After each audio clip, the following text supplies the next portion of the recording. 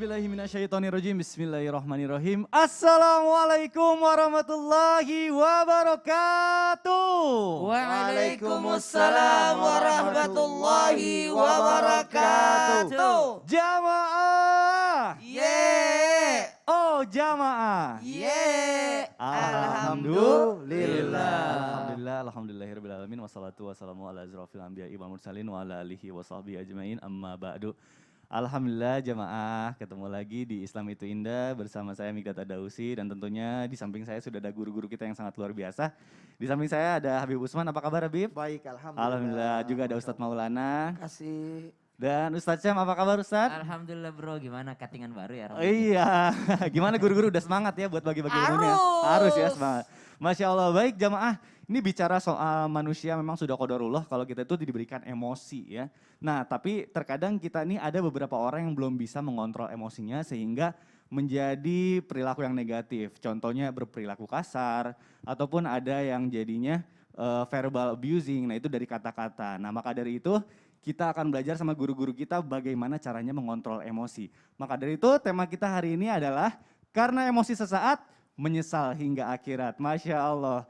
Baik jamaah, sebelum kita tanya-tanya sama guru-guru kita, sebelum kita bahas lebih dalam mengenai tema kita hari ini, kita saksikan dulu yuk tayangan berikut ini, silakan.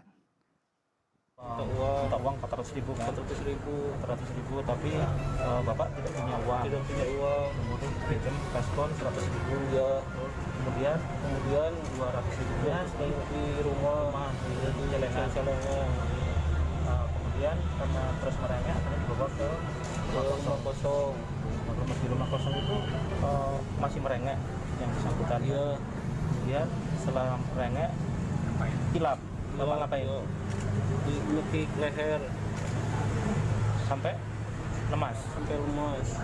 Bapak tahu nggak itu korban sudah meninggal pada saat itu? Iya tahu.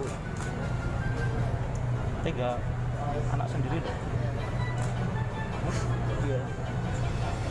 Gara-gara uang 400.000 tidak sebanding dengan nyawa. Iya. Ya.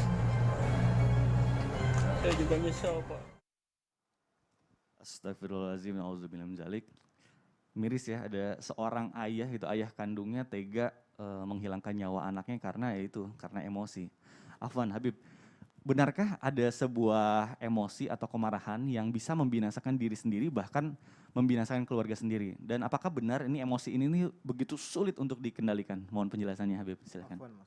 Afwan Ustaz Syam, afwan Ustaz Maulana. Assalamualaikum warahmatullahi wabarakatuh. Waalaikumsalam warahmatullahi wabarakatuh. Alhamdulillah. Alhamdulillahil wahidil ahad. Alladzi lam yalid wa lam yulad. Wa lam yakul lahu kufuwan ahad. Laisa kamisli syai'un wa huwas sami'ul basir. Thumma fasalli wa sallim. Wa barik ala sayyidina wa habibina wa syafi'ina wa maulana Muhammadin sallallahu alaihi wasallam wa sahabih wa zuwajih wa dhurriyyatihi wa ahlul baitihi wa ansarihi wa sahari ma ba'du.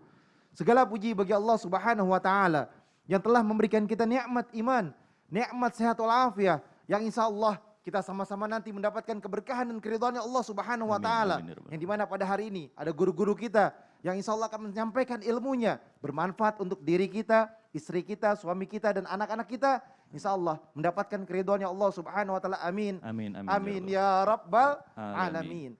Bismillahirrahmanirrahim. Dengan menyebut nama Allah Subhanahu wa taala yang Maha Pengasih lagi Maha Penyayang. Emosi atau marah pada tingkat yang berlebihan akan membinasakan dirinya dan keluarganya. Ingat, amarah itu berjalan dengan cepat dan sangat cepat di atas sebuah keburukan yang akhirnya akan fatal, akhirnya mendapatkan kehancuran dan tidak akan dimengerti, dipahami arah yang dia ketahuinya. Karena saking cepatnya, kalau manusia ketika dia berbuat emosional, maka akalnya hilang, emosionalnya bertambah, membuat diri dan jiwanya mengalami sebuah kehancuran.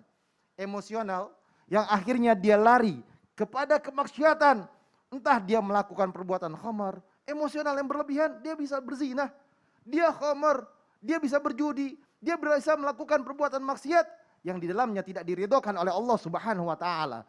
Emosional bisa menghancurkan, membuat gelap mata seseorang hilang akalnya dengan perbuatan yang sepele. Misalkan contoh tadi, ada anaknya rewel, anaknya nangis, dia cekek, dia pukul, atau dia lakukan hal-hal yang tidak baik. Inilah yang berbahaya. Gara-gara sepele, dia ribut sama istrinya, dia pukul istrinya. Summa na'udzubillah min zalik. Emosional di jalanan bisa berbuntut panjang. Bisa dia akhirnya melihat-lihatan, melotot-melototan, kata-kataan. Akhirnya terjadi sebuah pemukulan, berhadapan dengan hukum akhirnya. Ini berbahaya. Jangan sampai kita melakukan perbuatan yang tidak diridhoi oleh Allah Subhanahu wa taala. Banyaknya beban, banyaknya pikiran seseorang yang dimana dia menjurus terjadinya perbuatan tersebut karena mungkin dia stres, depresi, atau mengakibatkan emosional yang berlebihan.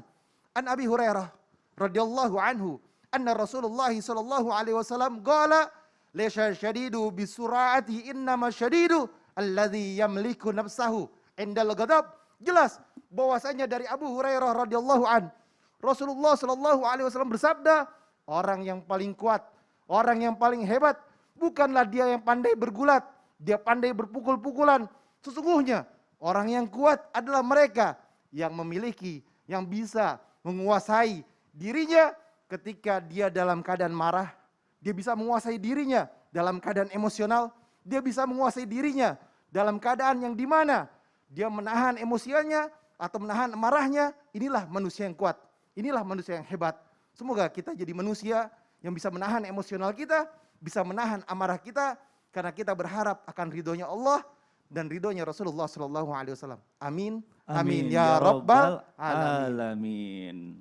Wah, jadi banyak sekali permasalahan-permasalahan di dalam kehidupan itu diawali dari emosi ya Habib ya. Betul. Jadi kita ini sebagai manusia harus bisa lagi lebih mengontrol emosi kita supaya terjauhkan dari hal-hal yang tidak diinginkan. Masya Allah. Terima kasih Habib, penjelasannya luar biasa sekali.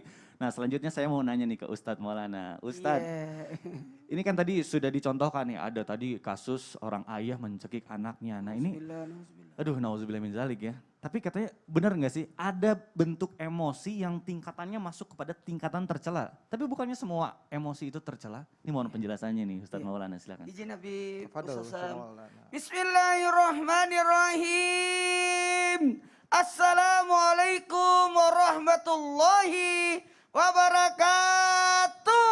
Waalaikumsalam warahmatullahi wabarakatuh. Jamaah. Yeay. Oh jamaah. Yeay. Alhamdulillah. Lillah. Alhamdulillahirrabbilalamin. Allahumma salli ala Sayyidina Muhammad wa ala Sayyidina Muhammad. Satu bentuk pujian dan rasa syukur kita di hari ini tanggal 18. 18 Sya'ban. Berarti tinggal 12 hari 12 lagi hari lagi menuju bulan suci Ramadan. Dan terima kasih banyak tim Islami Tinda mengangkat tema emosi pada ibaratnya gini. Karena kadangkala reaksi emosi itu menghasilkan sesuatu yang membuat kita menyesal. Bukankah Ramadan menolak 3 manusia? Yang pertama, anak yang durhaka kepada orang tuanya. Yang kedua, istri yang belum minta maaf sama suami. Dan yang ketiga, orang yang belum menyambung silaturahmi setelah terputus. Gara-gara apa itu? Gara-gara emosi. Kalau ditanya tadi Mikdad, emosi pada tingkat tercela yang mana aja? Ada emosi yang tingkat tercela. Yang paling tercela yakni emosi ketika amarah itu muncul, marah sebagai tindak balasan. Sekali lagi, balas dendam loh. Balas dendam Balas ya. dendam demi dirinya sendiri. Karena ada emosi yang terarah yang tujuannya adalah positif.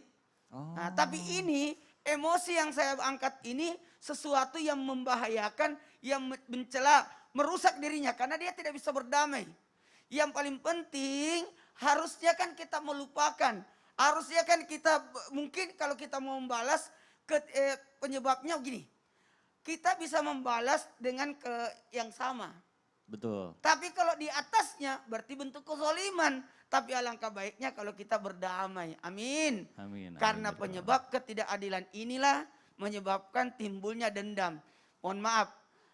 Ada orang merasa dizolimi sehingga timbullah dendam. Mencari saat yang, wah itulah contoh. Maaf, saya ambil perumpamaan. Kalau ada sekolah, apa nih murid baru? Apa namanya itu? Penerimaan Ayo. ada UN, ada Ya. SMPTN. Ya, biasanya ada mahasiswa dengan mahasiswa lainnya. Oh itu MOS, ospek, Ah, iya, ospek. Dia dendam, maka dialihkan kepada adiknya. Makanya apabila ini terjadi harusnya kita jaga diri. Sayyidina Umar radhiyallahu anhu berkata dalam khutbahnya, beliau berkata dalam khutbahnya, orang yang beruntung di antara kalian adalah orang yang terjaga dari ketamakan, dari hawa nafsu dan amarah. Kalau kalian bisa jaga ini, amarahmu, nafsumu, ini amanlah kau. Maka berdamailah dengan diri dan berdamailah dengan orang lain. Dan berprasangka baik. Karena bisa jadi ketidakadilan menurut kita, tapi bisa jadi menurut orang lain itu sudah adil. Contoh kecil, orang tua memperlakukan anak-anaknya tidak sama. Karena sesuai kebutuhannya, sesuai kemampuannya. Jangan marah si kecil, kok uang jajanku sekian, kakakku lebih banyak. Kakakmu lebih banyak kebutuhan, nak. Itu dia, Masya Allah. Anak laki-laki sama nggak uang jajan sama anak perempuan? Beda, Ustaz. Beda, karena lebih banyak kebutuhannya anak perempuan. Nah, itu juga mungkin dari sudut pandang manusia, menurut manusia tidak adil, mungkin menurut Allah itu yang terbaik ya. Manusia itu susah berlaku adil. Betul. Tapi berusaha berlaku adil. Betul. Waduh, Masya Allah, luar biasa. Terima kasih Ustadz, penjelasannya luar biasa sekali. Baik, jadi kita sekarang udah tahu ya, emosi itu ada yang tercela, ada yang buruk, tapi juga kita bisa menggunakan emosi kita itu yang diberikan sama Allah kepada manusia untuk hal-hal positif. Nah, sebelum kita bahas lebih dalam lagi, saya mau ngajakin jamaah untuk nonton tayangan berikut ini. Yuk. Assalamualaikum warahmatullahi wabarakatuh. Bihamdillah, الشتاء هذه السنة أدفأ والبهجة انتشرت بين أطفال غزة والابتسامة رسمت على وجوه عائلاتها الفقيرة. الشتاء هذه السنة أهون بفضل الله ثم بفضل إخواننا الأحباء في أندونيسيا الذين لم يتوانوا عن دعمنا لنصمد داخل هذا السجن قطاع غزة. شكرا كثيرا كثيرا. ولكن الشتاء هذه السنة لم ينتهي بعد. ما زال هناك أطفال تردشف من البرد في لياليها وعائلات تنتظر من يطرق الباب لتخفيف معاناتها.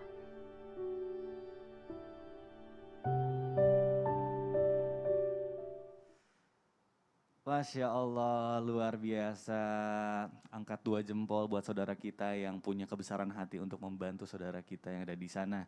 Dan memang kita juga harus peka ya jamaah kepada sekitar kita, kepada saudara muslim kita yang jauh di sana. Ataupun bahkan kepada saudara kita sendiri nih. Sekarang saya mau ke Ustadz Syam nih. Afwan, Ustadz, benarkah ternyata ada jenis emosi atau amarah yang katanya melalaikan? Nah ini seperti apa sih bentuknya? Bahkan ini katanya sering kita lakukan tanpa kita sadari Ustadz. Mohon penjelasannya, silakan. Bismillahirrahmanirrahim. Tabi guru-guruku Ustadz Maulana Habib Utsman, Mas Mikdad yang dimuliakan Allah Subhanahu wa taala serta para alim ulama yang dimuliakan Allah Subhanahu wa taala.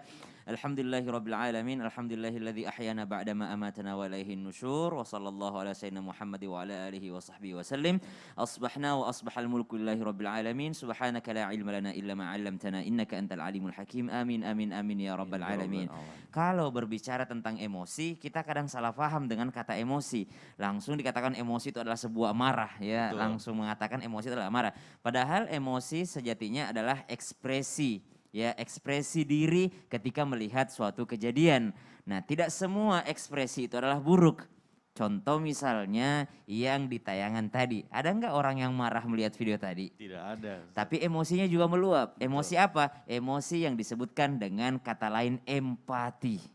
Empati kita terhadap sesuatu yang terjadi itu juga bagian daripada emosi seseorang.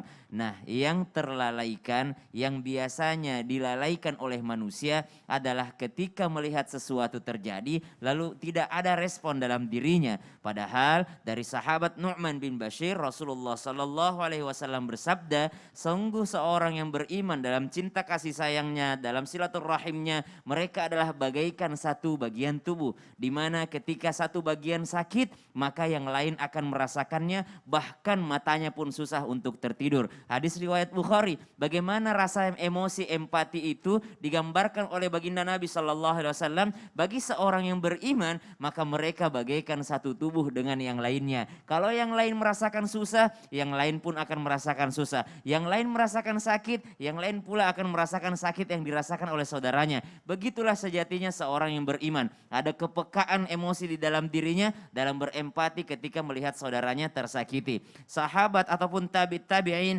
Khalifah Umar bin Abdul Aziz, beliau pernah yang namanya dalam keadaan meeting.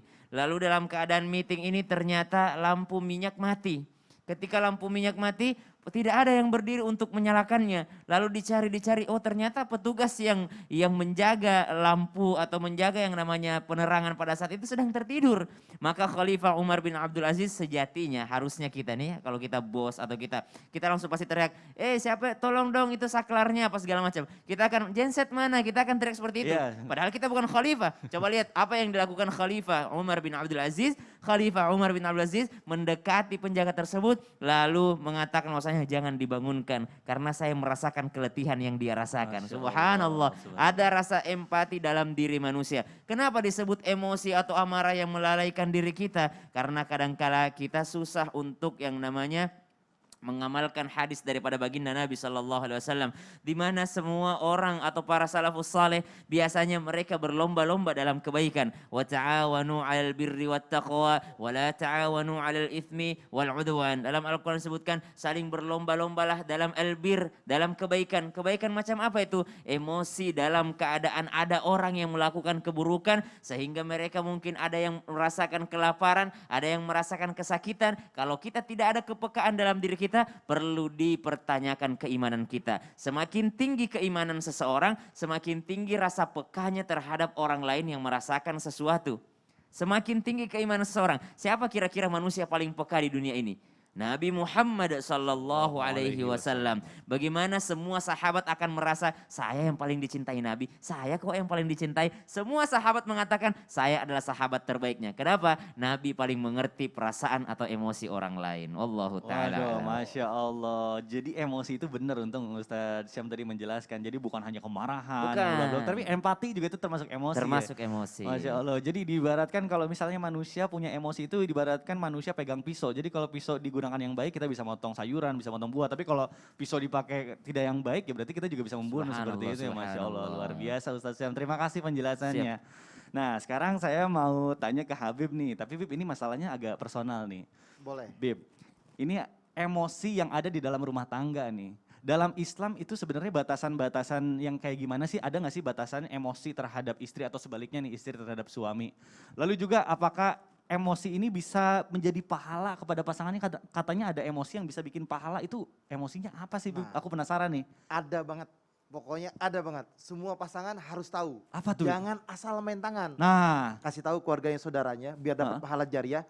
Ajak keluarganya nonton Islam itu indah. oh Pakai iya iya. WhatsApp, pakai media sosial. Bismillah. Insya Allah Masya lebih Allah. berkah lagi. Jadi nggak dijawab sekarang nih, Enggak, Bib? setelah yang satu ini aja. Waduh, Habib bikin penasaran. Baik jamaah, biar nggak penasaran, jangan kemana-mana, tetap di Islam itu indah. Jamaah, oh jamaah. Alhamdulillah.